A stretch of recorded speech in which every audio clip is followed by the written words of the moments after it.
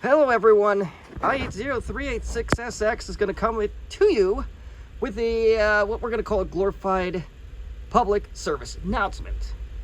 We have the HP EliteBook Folio 9480M.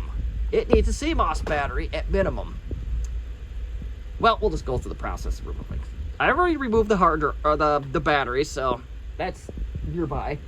And to get to the CMOS battery, there's literally 2 screws, which I've already since loosened, and your CMOS battery would be sitting right there. Now, this is where the fine print comes in. It uses an unusual size. Now, 9 out of 10 people, dare I say probably 99 out of 100 people, are just going to go order the thing from eBay and be done with it. The original is a CR2320. It is a stupidly weird size for a 21st century laptop. What were you thinking, HP? There is absolutely no way that I was going to get this locally. My only shot would be a Batteries Plus or some random Radio Shack that still exists for whatever reason. And in both cases, the Batteries Plus is 45 minutes away.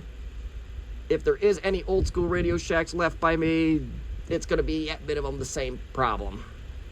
45 minutes away. So, yeah, if you rebuild your own like I do, just watch out for that. Pretty straightforward otherwise. I got some tweaking to do. You probably could get away with the smaller units, and it probably would work. You just have to change a little bit more often, so that is an option. And I do got to go on a little bit of a rant here. I had a buddy of mine who said, you should just throw that machine out. Well, not all of us have 8th gen or better things at our disposal anymore. This is going to be good enough for what I'm going to test it with, so that's the only reason why I'm even bothering with this. If this has a major problem, then it's going to go into e-waste. Oh well.